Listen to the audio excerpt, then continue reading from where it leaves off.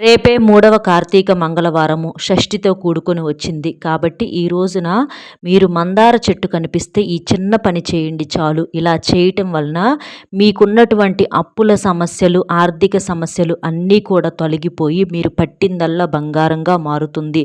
బంగారము, భూములు, స్థలాలు, పొలాలు ఇలాంటివన్నీ కూడా మీరు కొనుగోలు చేసుకునే అదృష్టము, అవకాశం అనేది మీకు తప్పకుండా వస్తుంది. ఎందుకంటే మందార చెట్టు అంటే మనకు దేవతా వృక్షం అన్న సంగతి అందరికీ తెలిసినటువంటి విషయమేనండి. అయితే మరికొంతమందికి తెలియని విషయం ఏంటంటే దేవతా వృక్షాలు మనకు ఎన్నో ఉన్నాయి. వాటన్నిటికన్నా కూడా ఈ మందార చెట్టుకు ఉన్నటువంటి పవర్ అనేది చాలా ఎక్కువ అన్నమాట. అంటే దైవశక్తిని పూర్తిగా నింపుకున్నటువంటి మందార చెట్టు మనకు భూమి మీద ఒక సంజీవని లాంటిది అని చెప్పుకోవచ్చు అనమాట. అంతగా అతేంద్రియ శక్తులు అనేవి చాలా ఎక్కువ. దైవశక్తి, ప్రకృతి శక్తి పుష్కలంగా ఉంటుంది. ఏ ఇంట్లో అయితే మందార చెట్టు ఉంటుందో ఆ ఇంట్లో ఎక్కువ శాతం ఏంటంటే నెగిటివిటీ అనేది ఉండదు. ఎప్పుడూ కూడా ఆ ఇంట్లో ఒక ప్రశాంతకరమైన వాతావరణం, ఒక మంచి పాజిటివ్ వైబ్రేషన్స్ అనేవి ఉంటూ ఉంటాయి. కాబట్టి మనకి పల్లెటూరుల్లో చూడండి, మనకి చూసినట్లయితే ఇంటింటికి కూడా ఒక మందార చెట్టు ఇప్పుడు ఈ రోజుల్లో కూడా ఉంటూ ఉంటాయి. మనకు అమ్మమ్మల ఇళ్ళల్లో, నాయనమ్మల ఇళ్ళల్లో ఎప్పుడూ కూడా మందార చెట్లు ఉంటాయి. ఆ చెట్లుకి ఏంటంటే చెట్టు నిండా కూడా చక్కగా పూలు పూస్తూ ఉంటాయి అన్నమాట. అలా మందార చెట్టుకు పూసేటటువంటి పూలను బట్టి ఆ ఇంటి యొక్క సంపదను కూడా మనం నిర్ణయించవచ్చు.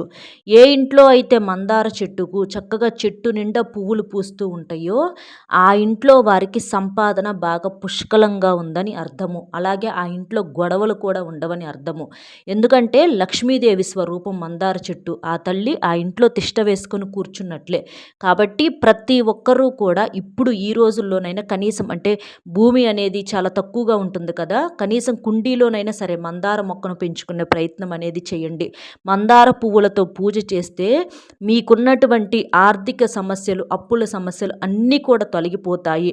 మందార మొగ్గలు, మందార కాడ, మందార ఆకులు, మందార కొమ్మలు అన్నీ కూడా ఎంతో శక్తివంతమైనవి. కాబట్టి ఈ కార్తీక మంగళవారం రోజున మీకు ఈ మందార చెట్టు కనిపిస్తే చక్కగా ఈ చిన్న పని చేయటం వలన మీ యొక్క సుడే తిరుగుతుంది. మీ యొక్క జాతకం మారిపోయి పట్టిందల్లా బంగారంగా మారి బంగారము, భూములు ఇలాంటివన్నీ కూడా విపరీతంగా కొనుగోలు చేసే అవకాశం అనేది ఉంటుంది. కాబట్టి వీడియోని ఎక్కడ స్కిప్ చేయకుండా చివరి వరకు వినండి. అప్పుడే మీకు అంతా కూడా మేమేం చెప్తున్నాం అనేది చక్కగా అర్థమవుతుంది. అలాగే వీడియోకి ఒక్క లైక్ ఇచ్చి సపోర్ట్ చేయండి. రేపు మూడవ కార్తీక మంగళవారము. కార్తీక మాసం అంటే ఎంతో పవిత్రమైనటువంటి మాసం. కార్తీక మాసంలో చేసే పూజలకు, పరిహారాలకు ఎంతో పవర్ అనేది ఉంటుంది. ప్రతి రోజును కూడా ఒక పర్వదినంగా జరుపుకుంటూ ఉంటారు. ఈ కార్తీక మంగళవారాలు కూడా చాలా శక్తివంతమైనవి. ఈ కార్తీక మంగళవారం మనకేంటంటే రేపు షష్ఠితో కూడుకుని రావటం అనేది ఇంకా గొప్ప విశేషం అన్నమాట. కాబట్టి ఈ కార్తీక మంగళవారానికి సరిసమానమైనటువంటి పరిహారం ఈ మందార చెట్టు పరిహారము. మందార చెట్టు మీ ఇంటి దగ్గర ఉన్నా పర్వాలా, లేకపోతే పక్కన ఉన్నా మీరు ఈ పరిహారం అనేది చేసుకోవచ్చు అనమాట. ముందుగా ఇంట్లో దీపారాధన చేసుకోవాలి. ఇల్లంతా కూడా శుద్ధి చేసుకొని స్నాన కార్యక్రమాలు పూర్తి చేసుకొని ముందు దీపం వెలిగించండి. దీపం ఎప్పుడూ కూడా మనం ఏంటంటే నేల మీద పెట్టకూడదు, ఆకు మీద పెట్టాలన్నమాట. అలాగా ఇంట్లో లక్ష్మీదేవి ముందల చక్కగా దీపం వెలిగించండి. ఆ దీపంలో ఒక రూ. 5 బిళ్ళను మీరు వేయండి.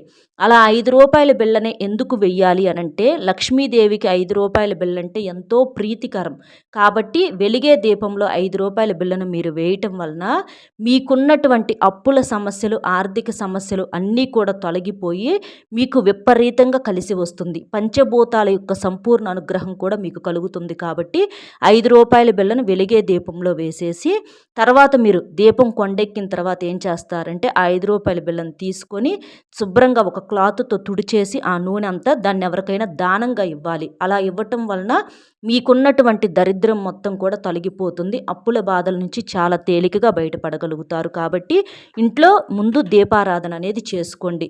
ఇంకా చాలామంది కూడా అప్పుల సమస్యలతో చాలా బాధపడుతూ ఉంటారనమాట. ఆర్థికంగా కూడా కలిసి రాదు. అలాంటి వారు మీరు దీపారాధన చేసేటప్పుడు రాత్రి సమయంలోనే, అంటే మీరు ఒకరోజు నైట్ ముందుగానే ఏం చేస్తారంటే ఒక రాగి చెంబులో నీళ్లు తీసుకొని దాంట్లో మందార మొగ్గలు వేయండి. మందార మొగ్గ ఒక మొగ్గను వేసేస్తే చక్కగా ఆ నీటిలో ఈ మందార మొగ్గ ఏంటంటే విచ్చి ఉంటుంది తెల్లారేసరికి. అంటే ఆ పూజ గదిలోనే ఈ రాగి చెంబులో నీటిలో ఏంటి మనం మందార మొగ్గ వేసాం కాబట్టి ఆ పూజ గదిలోనే మందార పువ్వుగా మారిద్ది మొగ్గ. అలా ఉండటం వల్ల ఏంటంటే మీకు సంపాదన అనేది అలా కలిసి వస్తుంది అని చెప్పేసేసి అర్థం అనమాట. తర్వాత మీరు చక్కగా రేపు పూజ చేసేటప్పుడు ఏంటంటే ఆ పువ్వునే మీరు లక్ష్మీదేవి తల్లికి సమర్పించి మీరు దీపారాధన చేసుకోవచ్చు. ఆ రాగి చెంబులో నీటిని మీరు తాగవచ్చు, లేకపోతే మందార చెట్టు మొదట్లోనైనా పోయవచ్చు అనమాట. ఇలా చేయటం వలన ఏంటంటే మీకు చాలామంది కూడా అప్పుల సమస్యలతో చాలా ఇబ్బంది పడుతూ ఉంటారు.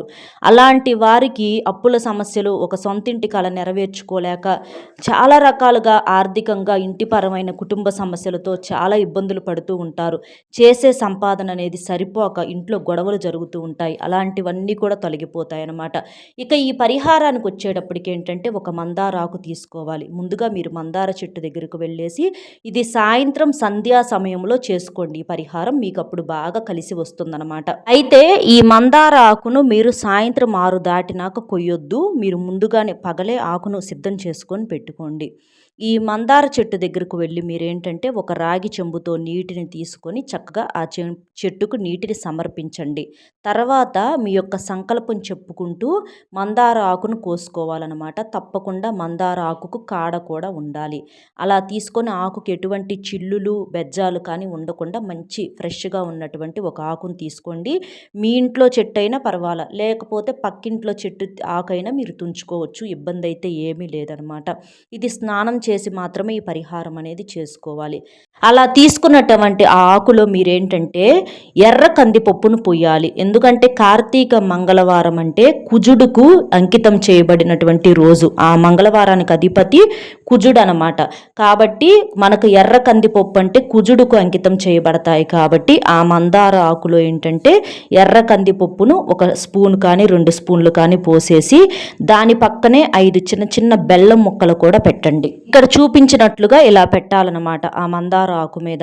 ఇక్కడ ఎర్ర కందిపప్పు కుజుడుకు అంకితం చేయబడతాయి కాబట్టి ముఖ్యంగా ఈ మంగళవారానికి అధిపతి కుజుడు కాబట్టి ఎర్ర కందిపప్పుని ఇక్కడ తీసుకోవటం జరిగింది. దీనివల్ల మన జాతకంలో ఉన్నటువంటి కుజ దోషాలు, అలాగే దానివల్ల మనల్ని పట్టి పీడిస్తున్నటువంటి ఆర్థిక సమస్యలు, అప్పుల బాధలు, అలాగే కొంతమందికి వివాహం కాకపోవటం, సొంతింటి కల అనేది నెరవేరదు, బంగారం తాకట్టులో ఉండిపోతూ ఉంటుంది.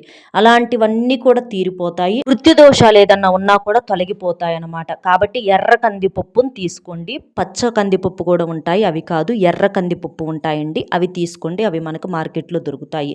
ఇక తర్వాత వచ్చేటప్పటికి బెల్లం ముక్కలు 5 తీసుకోవాలి. 5 ఎందుకు అంటే మనకు పంచభూతాలు 5: భూమి, ఆకాశం, గాలి, నీరు, అగ్ని.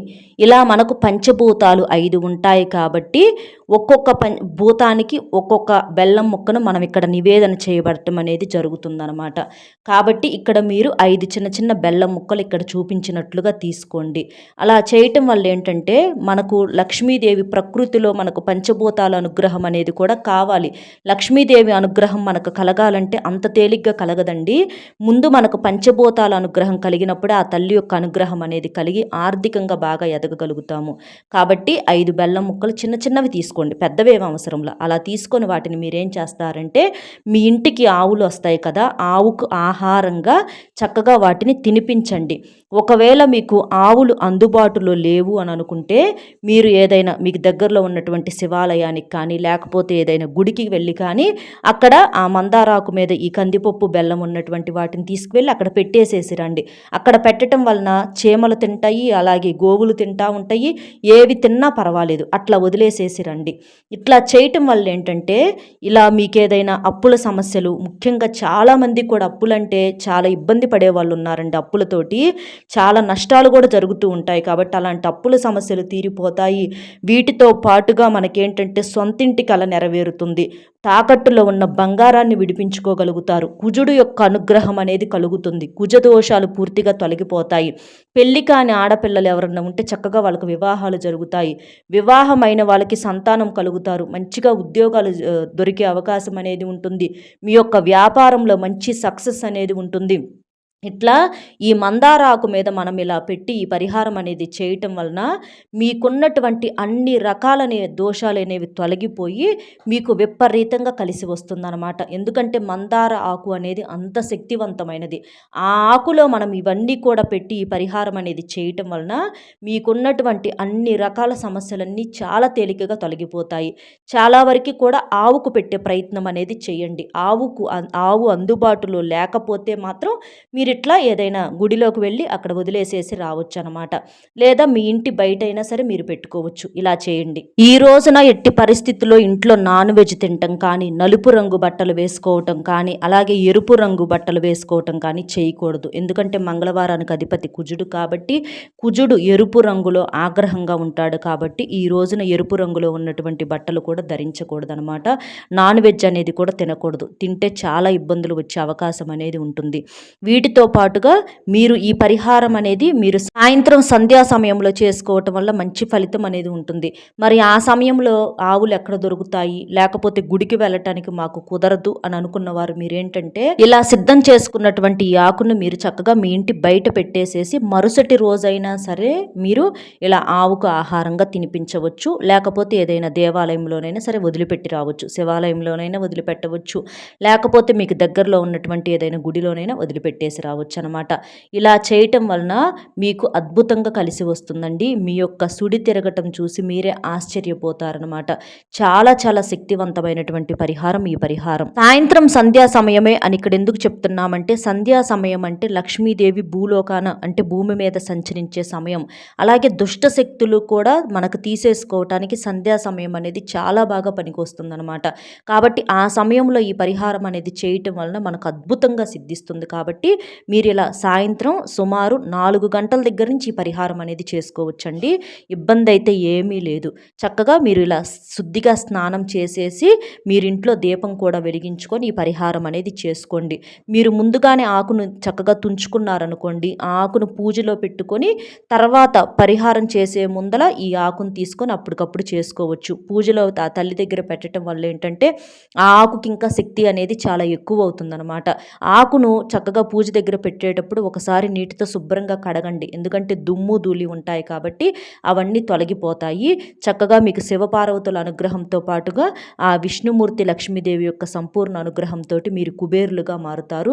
మీకున్న అన్ని సమస్యలు కూడా తొలగిపోయి ఈ షష్ఠి తిథి రోజున ఈ 3వ కార్తీక మంగళవారం తిథి అనేది మీకు అద్భుతంగా సిద్ధించి మీకు విపరీతంగా ధనం అనేది వద్దన్నా కూడా దూసుకు వస్తుంది. అంత బాగా కలిసి వస్తుంది. చక్కగా తాకట్టులో ఉన్న బంగారాన్ని కూడా విడిపించుకోవచ్చు. అలాగే మనం దీపారాధన చేసినప్పుడు ఇందా చెప్పుకున్నట్లుగా 5 రూపాయల బిళ్ళను కూడా వేసేసి దాన్ని ఎవరికైనా దానంగా ఇవ్వండి.